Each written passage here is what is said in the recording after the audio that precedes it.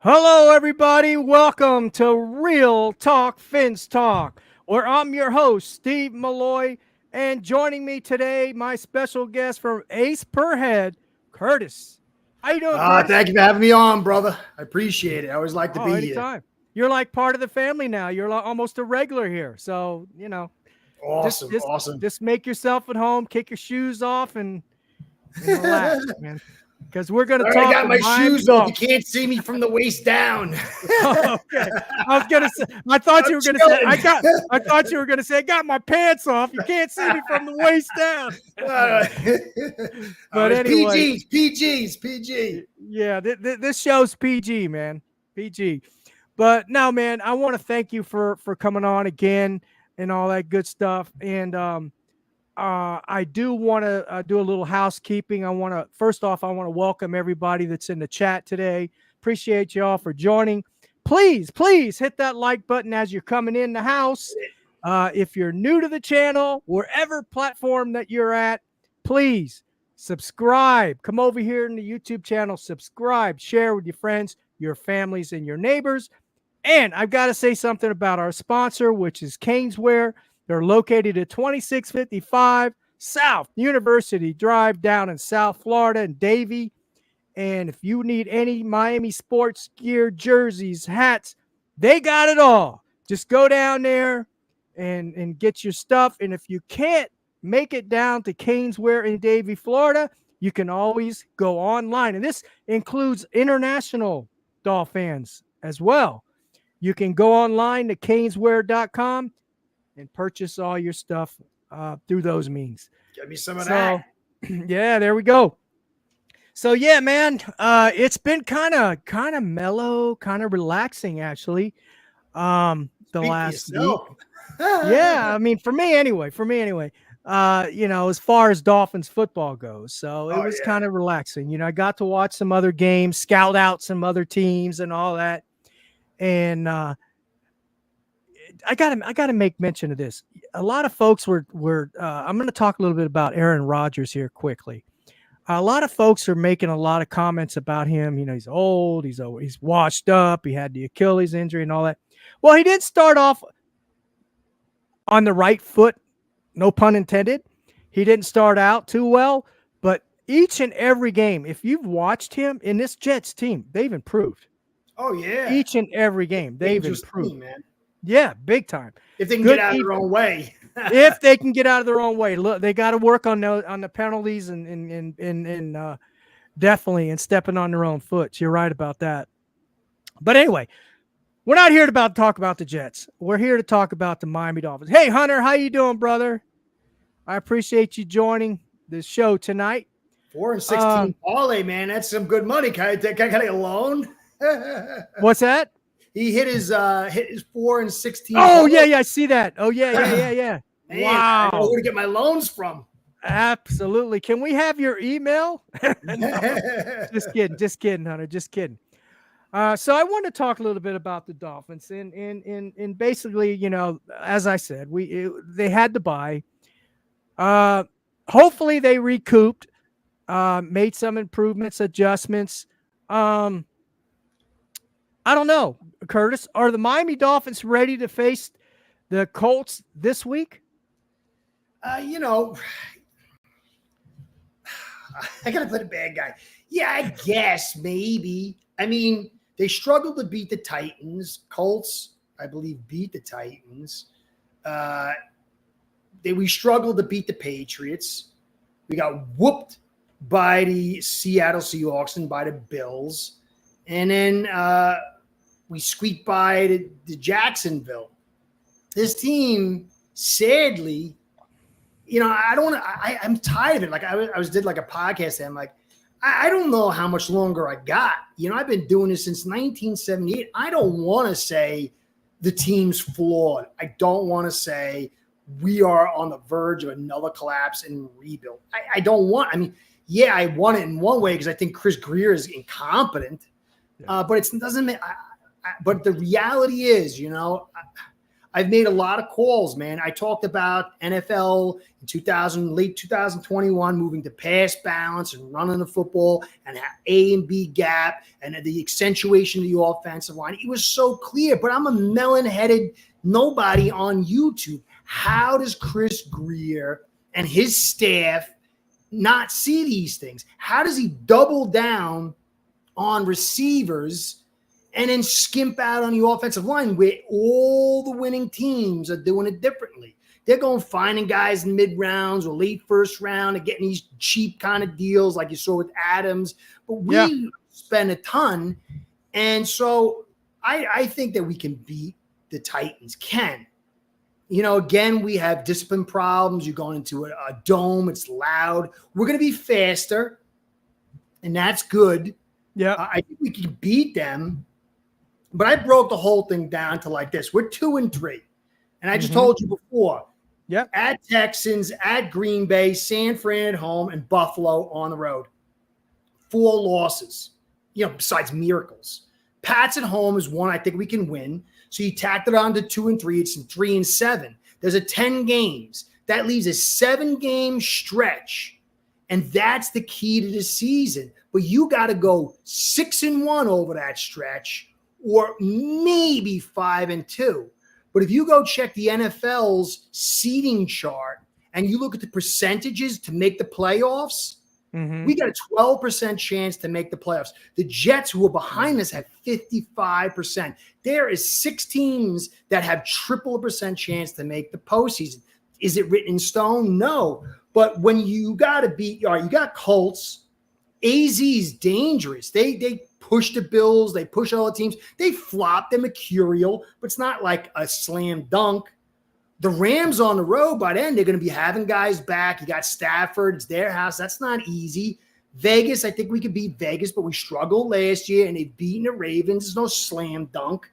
Jets, with the addition of Adams, even in our house, they're designed for us. They're designed to get after the quarterback, stop the pass. They can't stop the inside run. We can't really stop running the football inside. I don't want to hear about the Patriots. They're not a good run defense. San Fran was the 5th overall run defense they faced, and they gave up 130. And then they played the Jets, and they were 32nd. They went against who else did they go against?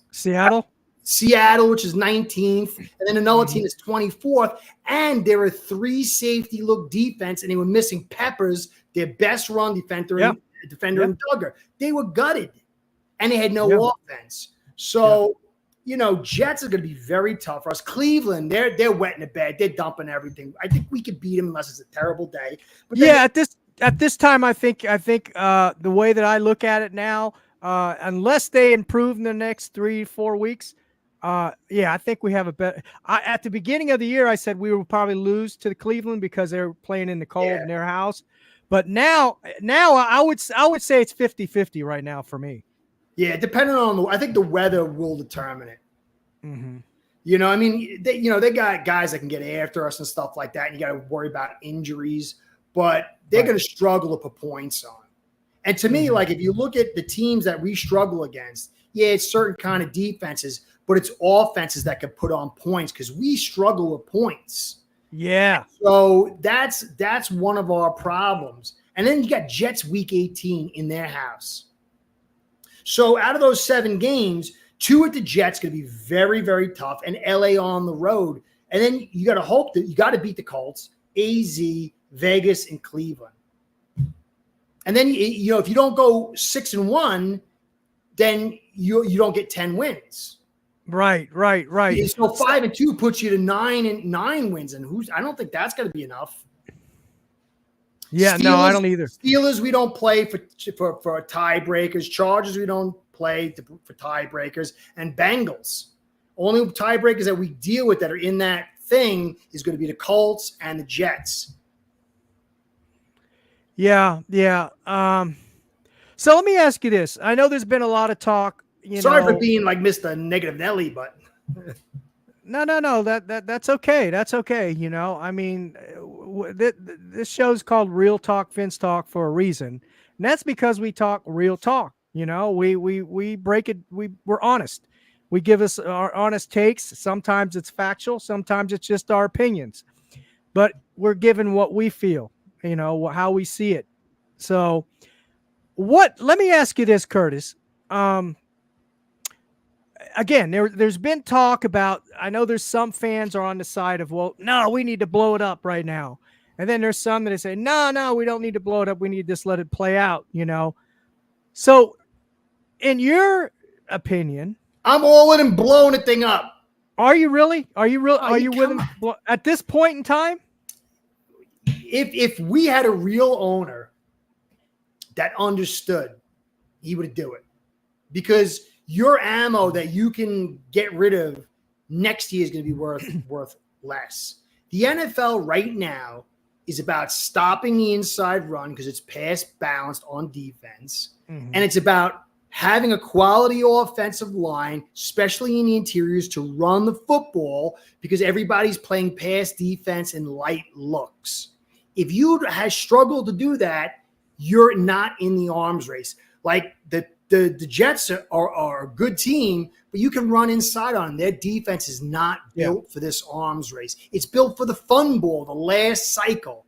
The Bills were smart enough to get into the offensive line bid with Torrance and run inside. Their defense is a little small, and that's going to be a problem. Teams like the Ravens are brutal right now. Even KC, because they got the best trio of interior offensive linemen. So the teams, look at all the teams that sit in shotgun and throw all day and can't really run on the inside. They're the ones struggling. And we are so built for that. And so this team is just so far out of the cycle. They're so built for an accentuation of the old cycle. And you had unprecedented capital. There's no way to recoup this without a total gutting. And if you could move assets now and get better assets now to next year, but Ross doesn't want to move on. He was holding out hope. He doesn't know football. He has no clue about football. Like, I have no clue about it's difference between him and me in finances is him and me with football, and I'm a nobody in football. He just doesn't understand. And Chris Greer is not too smart either. Yeah, that's amazing too, because his dad was big with the Patriots. He was involved with the Patriots. Yep. And he's Texans. And the Texans, and he's been in the business for 30 years at least, right? So it just amazes me. But so let me ask you this then: reality, Ross is not he's not gonna blow it up, right? They're not gonna do that unless we lose big time. That's what I was gonna ask you. What do you think that it would take for Ross to finally, see this team for what it is right now, and say, man, we gotta make some changes big time? And what would he do to do that? Do you think he would fire Greer, or do you think that he would fire Greer, maybe bring on Brandon Shore, someone from the inside, someone he's from? I know, but you know how Ross is. He's very comfortable with folks that he's better be comfortable. You got to blow. Listen, we almost got there when Ross in 2019 said repeating the same results and it was repeating the same thing over and over, expecting different results is the definition of insanity. Problem is, we never got to the scouting department. We never got rid of Greer. This thing is structurally unsound. Now, I didn't think Ross would ever fire Greer, but I did an interview with Al from 3 Yards Per Carry, who's got real connections. He's really associated with the team. It got screwed up because of my audio or whatever, and I was like, we ain't ever get rid of Greer. He's like, no, I really think, and he's a huge Greer supporter. He said that if you're around that top 10 pick, he's like, Ross will fire him. And, so I don't know if that's gospel, but for somebody who's that much – he's so much farther in the know than me and so much a Greer guy, I think it at least opened the door for my eyes that maybe it's possible. But if you're like at 8 or 9 wins, I bet you he just holds and says, let's try. But it won't. Nothing will happen. It'll be as big a disaster next year. But if we're at like 6 or 7, then I think you could see a firing and a rebuild. But I don't know who could come here. Who would want to come here? That's another problem.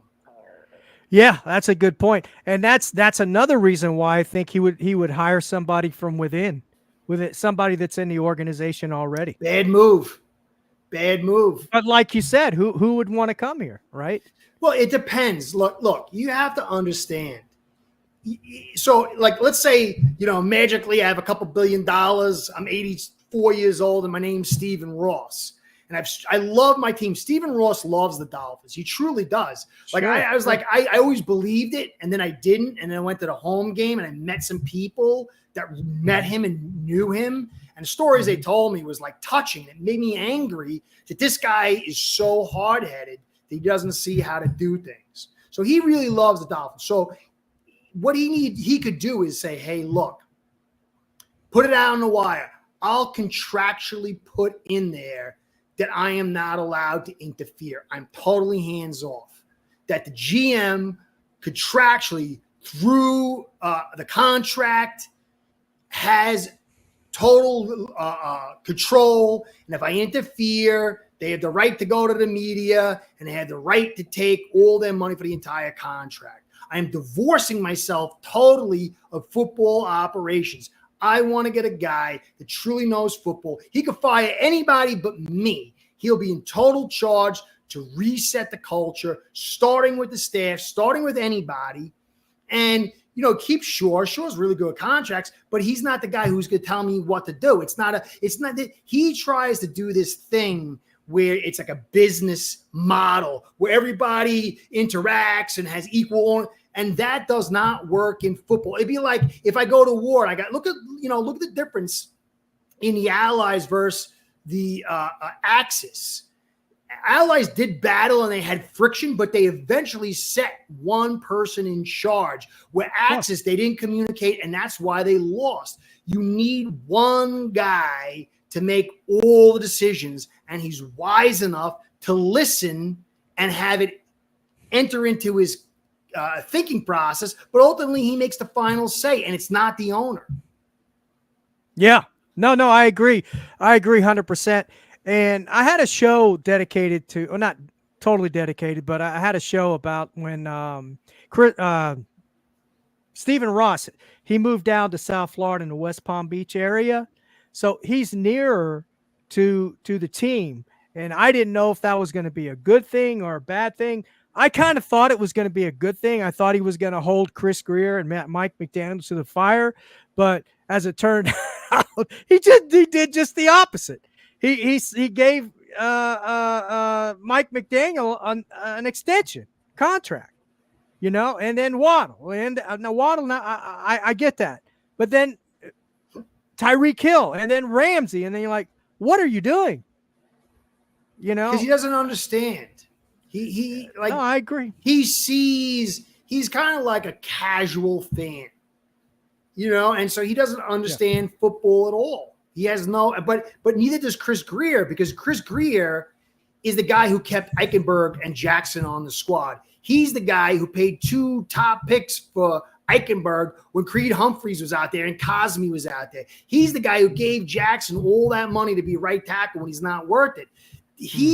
I'm sure he knows a lot about football, but his father battled with Pete Carroll with the New England Patriots, and it was all about forcing his guys to get playing time and working with the media behind the coach's back, which is what we saw with Flores. And what we see here about him more worried about his resume. Look, Lynch moved off of what's-his-face, the quarterback over there, and got Purdy. You got to be willing to cut your loss. Trey Lance. Yeah. And you got to know when it's time to walk away, but he doesn't. He never got guys to compete with Jackson and Eichenberg. Certain guys, but then he would go let Van Ginkel walk so he could get Chubb, pay a premium for, and have like half a good season or a good season. And what do you got? You could have had Van Ginkel and Phillips, and then you could still even want to draft Chop. But there's something wrong with him mentally. He's just not competent. Yeah. And it's proved itself out. Yeah. What do you think about Christian Wilkins? What did you think about that move? Do you think that they should have gone on and just paid him the monies that he wanted? Or, in my opinion, I thought they should have paid him a year earlier. Yeah, 22. Yeah, 22. But that's another thing. He missed the positional cycle increase. You can go to my podcast. I said these position groups are rising in value. Interior offensive linemen and DTs in 2000. We had better sign him or we're going to lose him. You're an idiot. Da, da, da. And then I remember even had people saying, you're losing your credibility. We're going to sign Van Ginkel. We're going to sign Wilkins. We're going to sign Hunt. I'm like, no, we're not signing any of them. Yeah, for sure. Those positional groups were on the rise because the cycle of offense and reflection of the defense was already on the move in 2019, 2020. And it became clear to dummy me in 21. And so the position groups follow the cycle. But Greer didn't figure it out. He bet against the players he drafted. The best players he's drafted is Wilkins, Hunt, and Van Ginkel, and he bet against them. And he lost. Putts. And he lost. But I know Kyle Krabs, he mentioned that on Miami fan talk show. No, they wouldn't budge in 23, but in 22, I think Wilkins wanted 23 million. And he wouldn't go there. And because Lawrence was signed for 20 and he wanted like 22, 23. You could have got him for that. There's no way he was waiting. Hunt, you could have got even cheaper. The cycle was like about 16 and we wouldn't pay. So 2000, you're right in 23, but in 22, it was a totally different story. The money was much lower and we could have definitely got him. We paid 24 for Chubb and the picks. Yeah. And that's the thing too, guys, you got to remember, just imagine you're on a team, you're bleeding for the team, you're team. And all of a sudden your GM goes, I'm not paying you that. And he goes, gets Chubb and he gives him 24 million. He goes, gets Ramsey, giving picks away. He goes, gets Tehran and gives him loads of money. Like, what are you guys thinking? Like, you drafted me, dude. I paid for this. And look what they did to Connor. No, we don't want you. And then the guy gets his knee blown out. And he knew he could play. Everybody knew he could play, but he didn't want to play for us because he was bitter. There is a level of bitter resentment between the guys that get brought in here. Holland's probably going to walk, hey, there's my man. Mr. Success. So Greer is a total bust, man. I don't know. I could be wrong, but I don't think so. I think it's pretty clear now. Yeah, I think so too.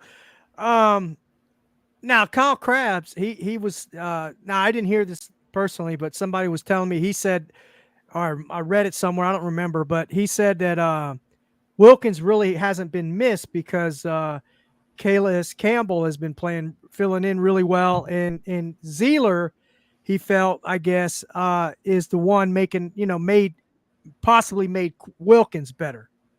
How do you feel about that? I don't think so. I think that's crazy talk. Not like crazy talk. I mean, it's fair in some sense because he's cheap, but how many years are you going to get out of him? And he can't play DT the way Wilkins can to suck up those doubles.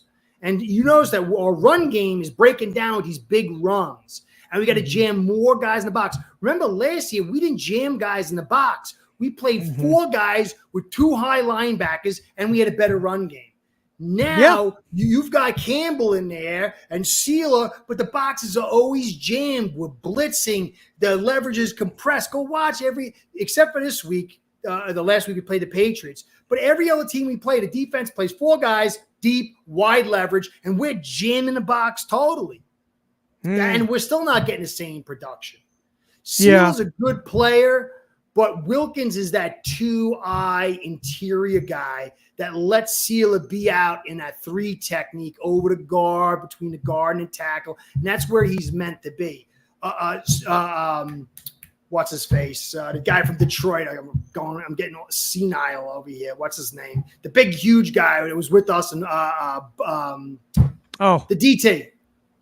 Oh my God. I can't remember his name either. Suwale. I'm the back in the 2000s. Peely's doing pretty good, but he's a vet. What's the guy from Detroit? He's 334 pounds and 6'1". He's terrible. He's no good. We don't have guys in the. Oh, you're talking about Benito Jones? Yeah, Benito Jones. Forget about it. I mean, yeah, why do Benito you think Jones. we're breaking down the way we do? Yeah. Well, and not only that. So Calais Campbell isn't taking the amount of reps, right? That Wilkins played. Wilkins had like 1,000. Yeah, he was playing all the game. Most of And the who time, we he was played? playing We, we, the we, whole we game. haven't played a real team yet. We played one team, the Bills. That's it. That was my point I was going to make too. A lot, and we'll talk about that. Is the defense? Everybody's making a big stink about Weaver and his defense, and they're really good and blah blah blah. Now, huh? He's competent so far. Yeah, he's competent so far. Yeah, but who's really challenged him besides Buffalo? Yeah. I mean, Nobody. Jaguars are no good. Seahawks are barely good. And their defense was gutted when we played them. You know, this is not really any good teams yet. We haven't faced a good team yet. Exactly. Except for the Bills. Except for the Bills, and we're 2-3. We haven't faced any good teams yet. Yep. So what's that tell us, right? But so it's going to take. I hate to be. I'm like the Grinch. Yeah, like I'm the Grinch who stole Christmas. Don't feel bad. I feel the same way, man. I mean, I wish there was more. I wish there was a silver lining somewhere. I don't know. Yeah, there is. Fire Chris Greer. Pray that somehow you can get a competent guy to run the show. You could turn this team around. There's pieces. Yeah, there's things to sell. You're never going to have. I mean, in 2019, we had all the ammo. If we had decided to build like the 70s Dolphins, we'd have been perfect for this era, this new cycle. And if we had decided not to expend multiple picks on players and just got what guys who had traded back a little bit and kept stacking the ammo, we would have been a stud team. But we decided to build like the 80s Dolphins and not have the offensive line. We didn't even have Dwight Stevenson. Yeah, for sure. And the cycle changed. Yeah, that's true. That's very true. But so let's go back to the Colts. Unless you had anything else to say about the defense. Was there anything? No. You know, we got issues, but it's the best part of the team so far. So far, we'll know in the next 2, 3, 4 weeks, how they stack up. So we really can't do a really good evaluation on them at present. So Tua's coming back. He's coming back after the Colts games. Well, then again, we don't know about that because exactly. Because McDaniel was in his press conference said he will be playing in 2024, but there was no timeline.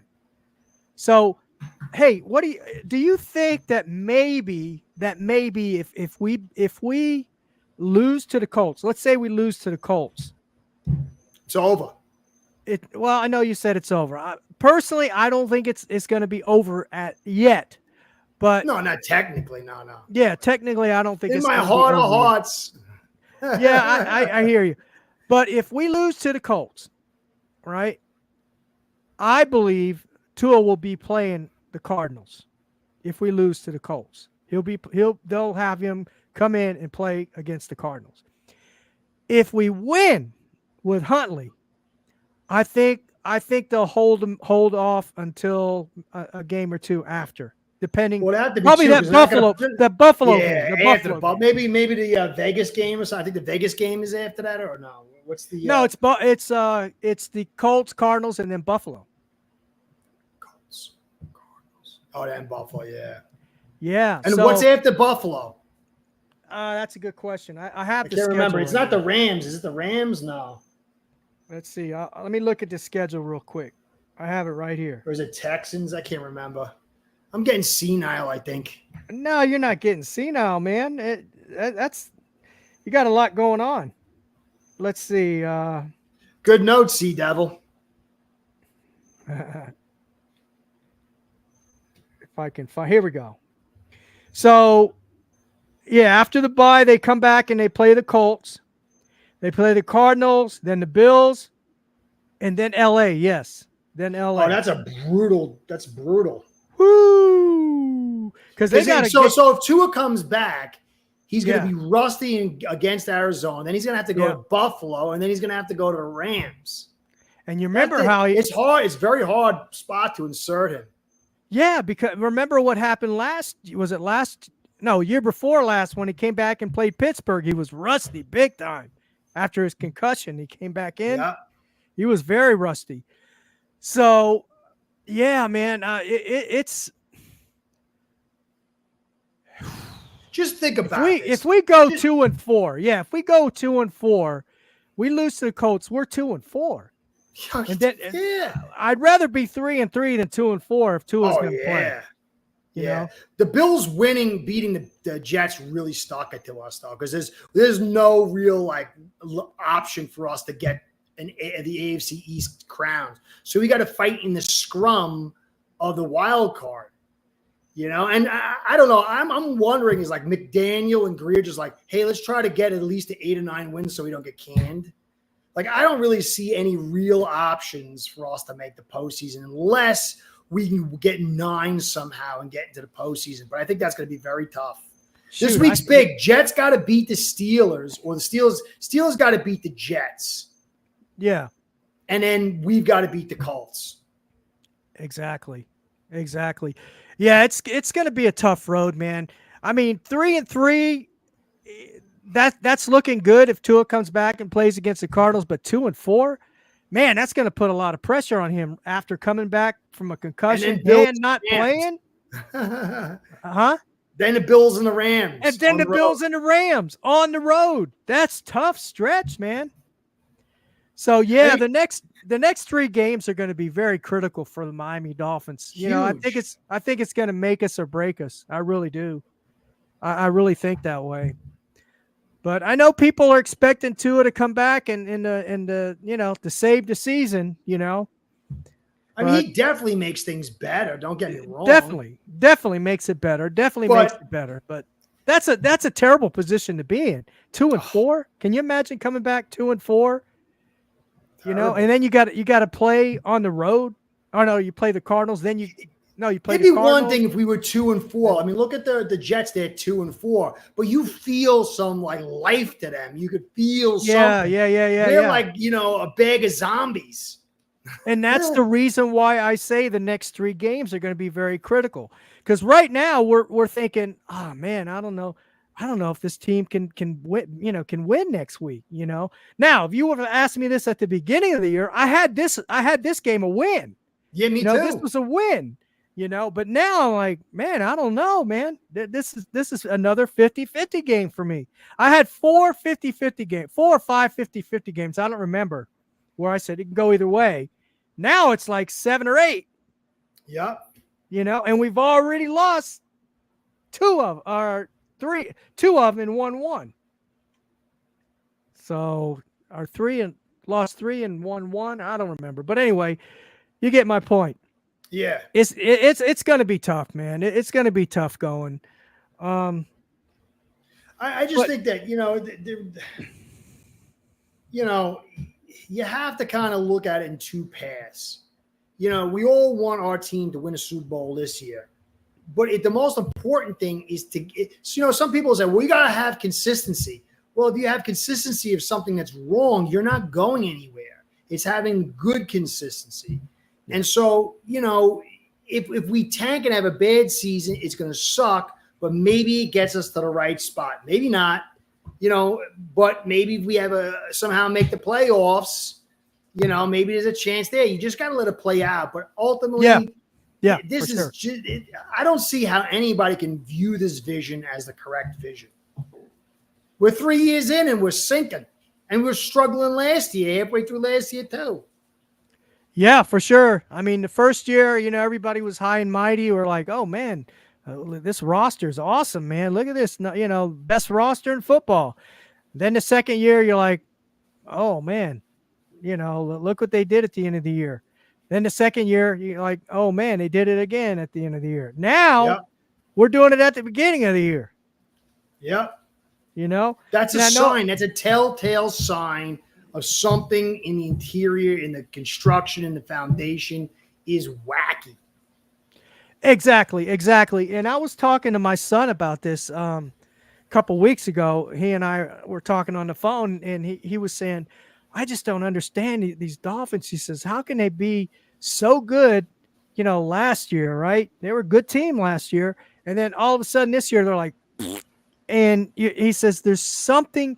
He says, I cannot detect what it is, but there is something wrong with this organization internally, or something is plaguing this organization. I don't know if it's the culture.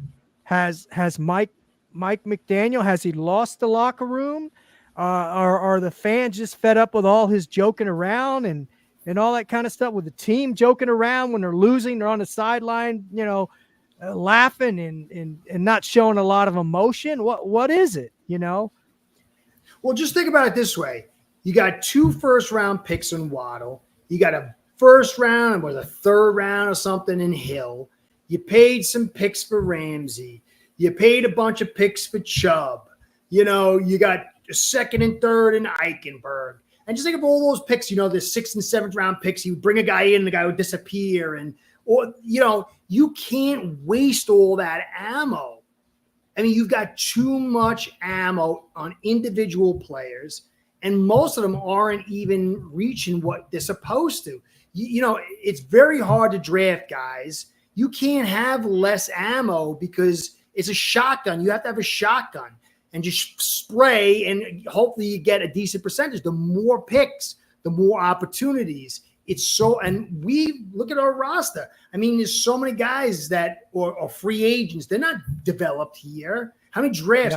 Yeah. Even like Achane. I love Achane, but he's always injured. Cam Smith, injured, hasn't done anything. Tyndall, Easy, Jackson, Eichenberg, Dieter, Rosen. And, it was like Chris Greer was like a guy high on coke and drunk and just like, I'm buying everybody. Here we go. Woo, you're good. And you know what I'm saying? And he wakes up hungover, totally broke. Yeah, for sure.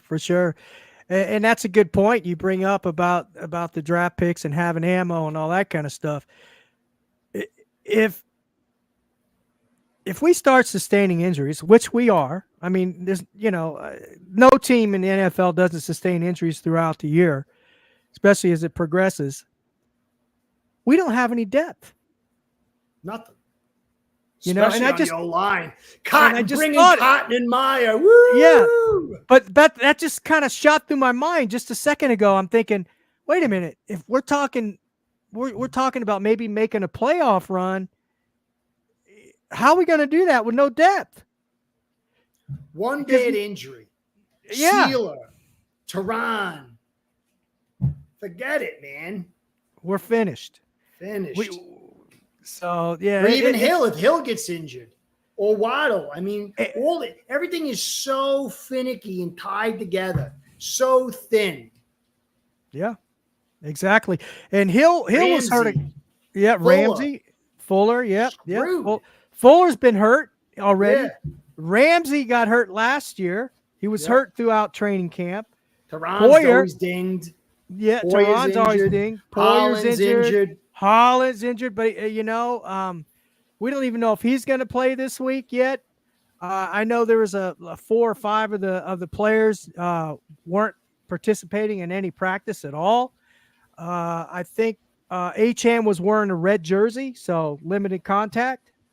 He was practicing. Concussion. He's in the concussion protocol, right? Is he still in the concussion protocol? I thought he was out. I don't know. Oh, no, it's been a week, so yeah, maybe not. He might be out. He might be. I think it was him that was in the orange jersey, or I might be getting confused. No, maybe I haven't checked. Maybe with Holland. We'd better win too. Think about it. We're coming off a bye week.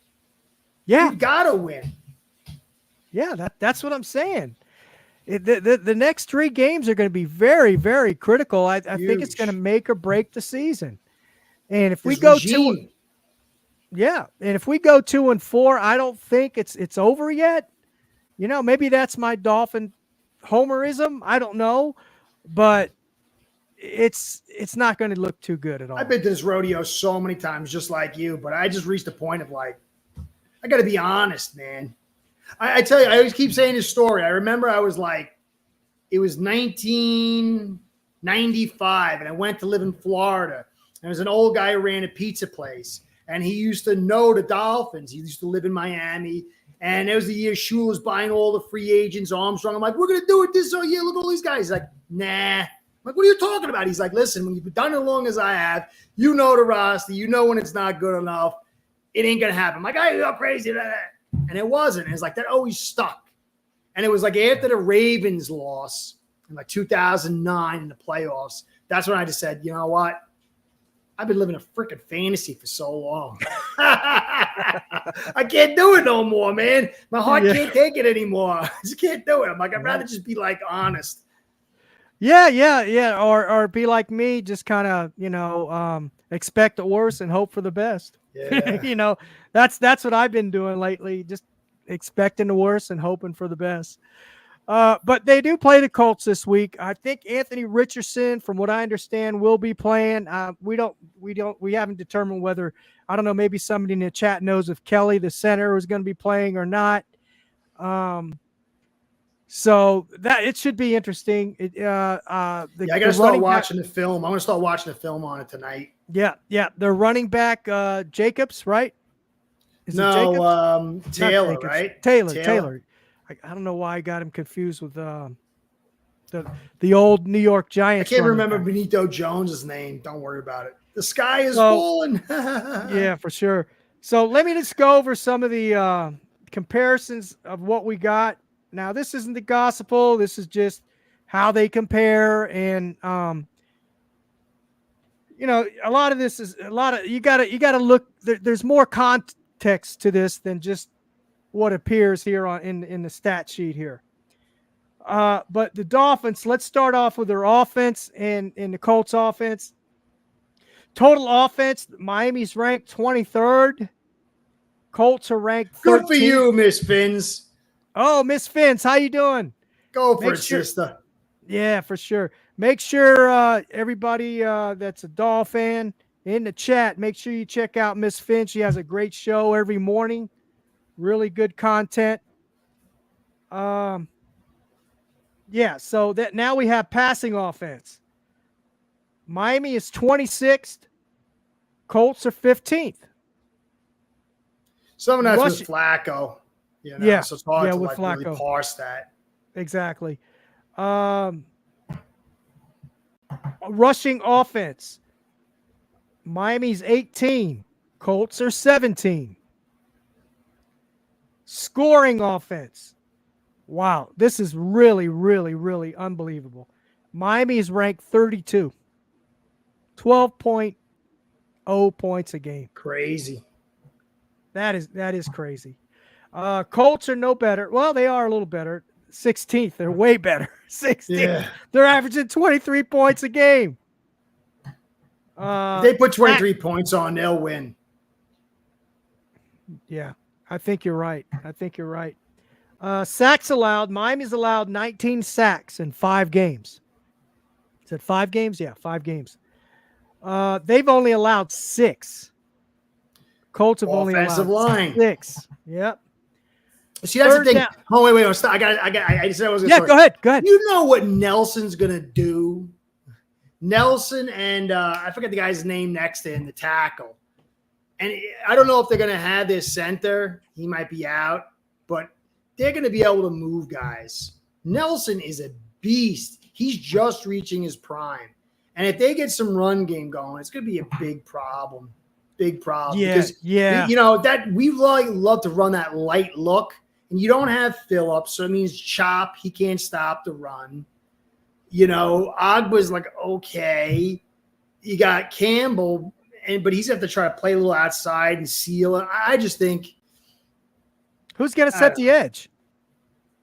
You. We're calling you up. No, not me. Oh, man. Taylor can still do it, man. He's not, I think he's a little bit more product of his offensive line, but. Yeah, for sure. What about whatever happened to Quentin Bell? They were all high on him in the for the Dolphins. He's still around, but he's just small. He's still around. Yeah. It's you got to remember, it's when you are setting up a unit, it's like a superhero team. You can't have all Spider-Mans. You can't all have Incredible Hulks. You can't have all, Professor X's or Wolverines. You got to have the right combo. And we don't have enough stout inside to because you look at the Ravens.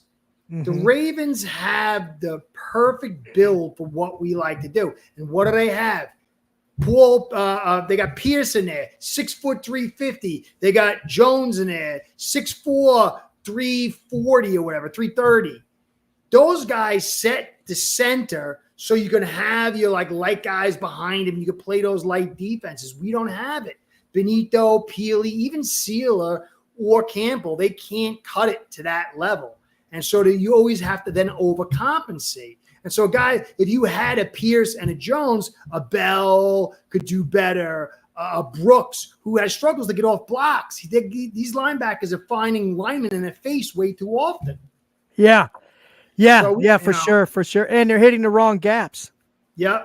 Oh, yeah. And Hunter says that we struggle. We've always struggled for the longest time, mobile quarterbacks.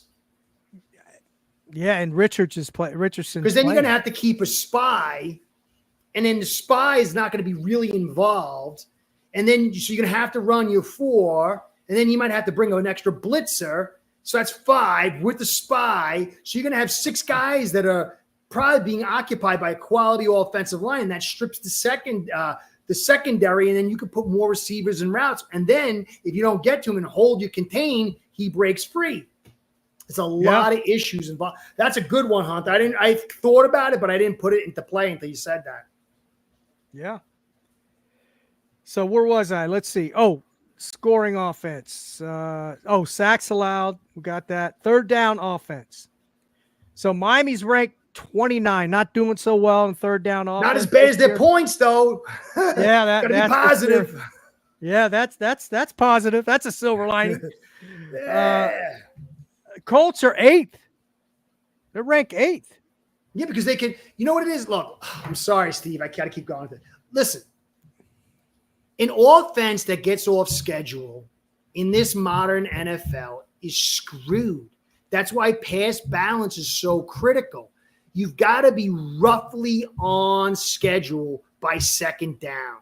So if you run the football and you're getting your 3.5, now it's a 2-way go on second down. And then if you can be in that 3 or 4 yards on third down, now there's all kind of issues. The leverage changes, got to creep up the line of scrimmage.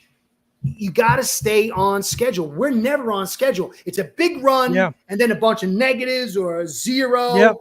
Yeah. Second down and 10, throw, third down and 10. Oh, Jackson's offside, 3rd and 15. There we go. Yeah, and that's another thing. It could be another story that we can What's the talk discipline about on these guys? The discipline. We're lack of discipline this year. Are the Colts good? Are the Colts good? It's been an ongoing thing with this Miami team for 3 years. Terrible discipline and accountability. What's the Colts penalties? I don't have the penalties here. Oh, I gotta look. That's gonna be a big one. Yeah, I'd like to see that. We would have lost if the Patriots had been played old Patriots football and not had all those penalties. Yeah, for sure. 12 yards or something penalties. It was the Jets and Buffalo game was ridiculous last night. I've never seen anything like that. That is ridiculous. That was just terrible officiating. Yeah. Man. And you went over this this past year. You had a thing that you were reading about how the officials are not properly trained and it's a lack of manpower and all that. So it's showing up this year. I had a show on that too, where I mentioned that I brought that article that you had presented. Yeah, it was a really good article. I forgot who it was. It was it was a lady, man. She did a really great job. Yeah. I got it someplace. That was a fine piece of journalism.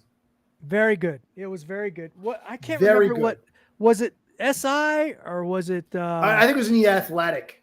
Athletic. There you go. It was in the Athletic. I forgot who, but that was one of my favorite journalistic articles of the year. I mean, that was a top piece, man. Every football fan should read that one. I agree 100%. I read it and I couldn't believe it. I couldn't believe what I was reading. And sure enough, it's happening in the NFL this year. Yep. We see it right before our eyes. Okay, let's get to the defense.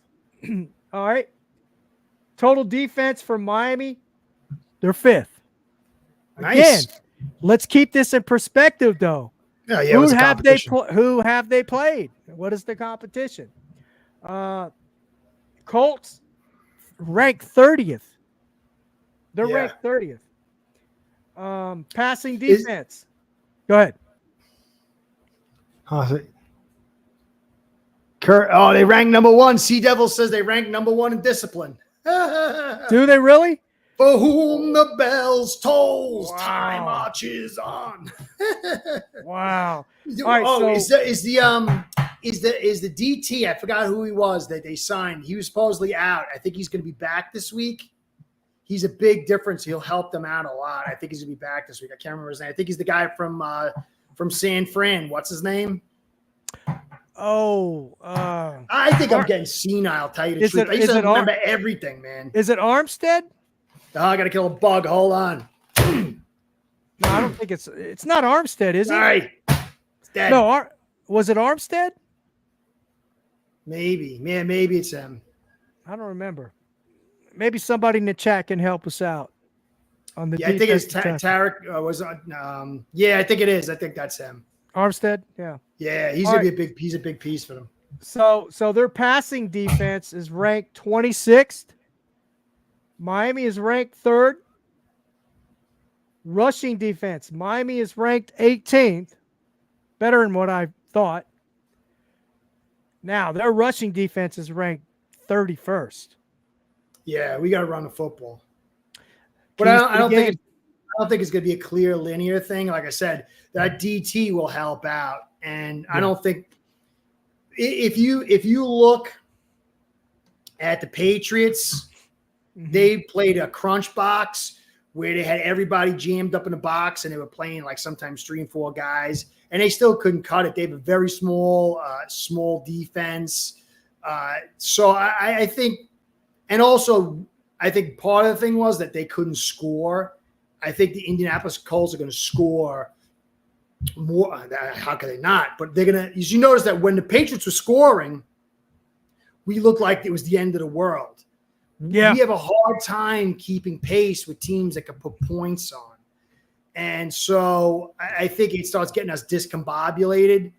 And I think Indianapolis is going to have – I still think we're going to win. I think this is – but – if they're going to put points on and they're going to be able to run, and that muscle in that offensive line is going to start wearing us down, and as Sea Devil says, they're not going to cause penalties, then it could be one of those things where we start wearing down instead of wearing down the other team. So I don't know. We'll see. But maybe, the second-year quarterback, he tossed some picks or whatever. I don't know.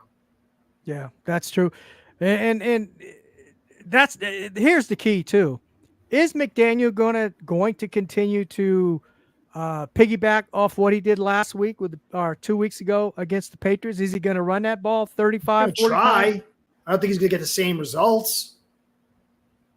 Yeah, that's the key right there. That's the key. I mean, maybe, but if you look at the run totals, once we started getting to that late second quarter, that defense started getting gassed. And then you could see the run started opening up. Mm-hmm. Are you going to see that lopsided time of possession? I don't know. Yeah. I like Jones. I like Jones drive blocking in the inside zone. I like Tehran doing it, but we'll see. Yeah. We got to win. Yeah, critical game. We definitely have to win. We cannot have Tua come back at 2-4. We run, I think we'll win, definitely. Yeah.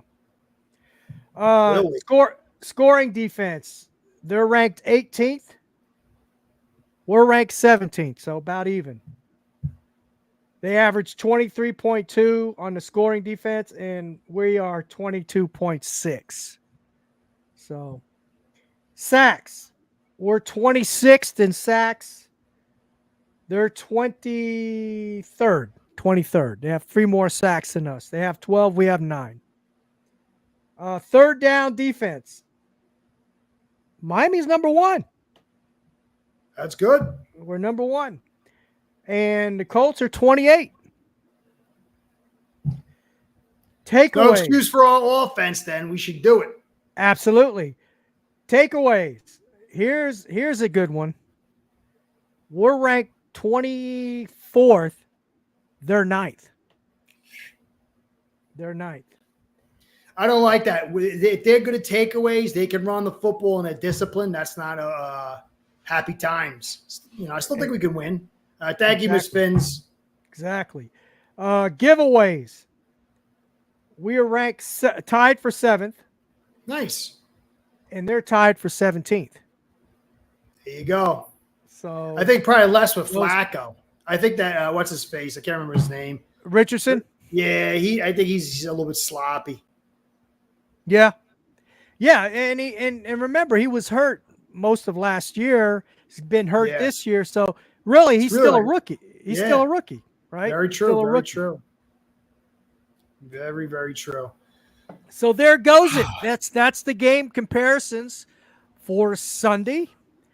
I do believe. Well, let me take that back. I do think the Miami Dolphins should win this game. They should win this game. If they don't, it's going to be very, very tough going. It's going to put them in a bad position. It's going to put Tua coming back from a concussion. Hasn't practiced. It'll only be 1 week of practice that he's going to have.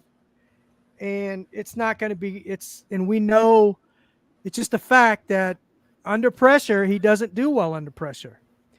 And that's gonna put a lot of pressure on him, especially after coming back from after 4 weeks being on IR and a concussion. I'm still not sure he's coming back though. Yeah, and that's another question, right? We still don't know if he's coming back or not. So, but I really think it still weighs on the fact if we win or lose this week coming up. If we win, I don't think they're going to play him the next game. If we lose, I think Tua will start for the Cardinals game at home. I think he does. But if we lose, if we win, I think they'll just say, you know what, let's just play the Cardinals at home and then travel to Buffalo and have Tua start against Buffalo, which was the team that originally he got hurt with. So twice already. That'd be terrible to send him up to Buffalo. 2 years ago, he got hurt with Buffalo. Remember that? In Miami? Yeah. And then this year he got hurt in Miami against Buffalo. So I don't like that. I don't like it either. Color commentary. Welcome to the house, brother. Appreciate you joining us tonight. Miss Fins, Sea Devil, Hunter, everybody that's in the chat, I appreciate you joining tonight. Make sure you hit that like button. And if you're new to the channel and you're listening from other platforms or in the chat, please subscribe and then share with your friends, your families, and your neighbors. All right, Curtis, I think we're going to call it a night. We're coming off the bye. We're playing the Colts.